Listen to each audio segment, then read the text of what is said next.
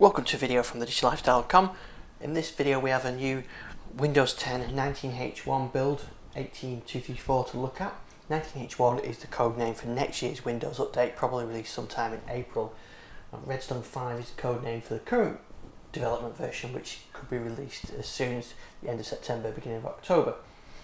Okay, what's new in this one? Well, actually the release notes are quite long and there's a lot of fixes, but there's only a couple of feature updates. Microsoft point out that Microsoft To Do app now supports inking, so let's check that out.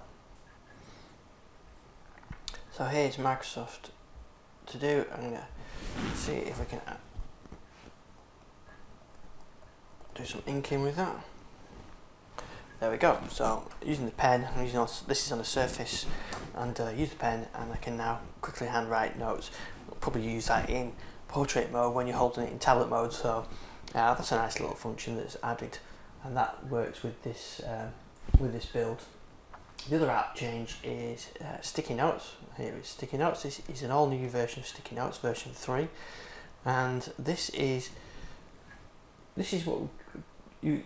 cloud based. I guess that these notes are synced with your Microsoft account, so that you can have multiple notes across multiple devices and they can be all synced together. So these are from different devices, so I can work across multiple devices and have all my sticky notes.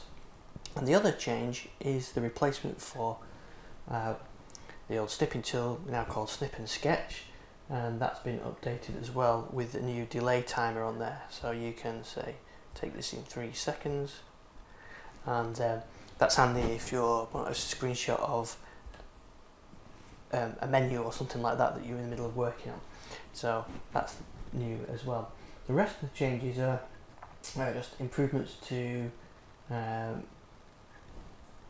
general fixes really. Dark modes would be improved for File Manager. There's some shadow work done in there. There's emoji fixes, Task Manager view in high DPI fixes, some notepad issues, lots of sort of edge issues where things weren't working, and some all minor changes really. I'll include a link those on thedigitalLifestyle.com with all the details in there. In terms of known issues, what you need to know, there's a couple of ease of access and narrator issues. Some links may not work from one app to the other, such as PWAs. So if you're in the Twitter app and you click a link, it doesn't open in the browser. So I click that link like that, that should open a browser window, and it doesn't. So they're working on that. That was fixed in the Redstone 5 build, so yeah, so they're still working on that, and you can't resize Task Manager as well as an issue. So those are the main changes with this build.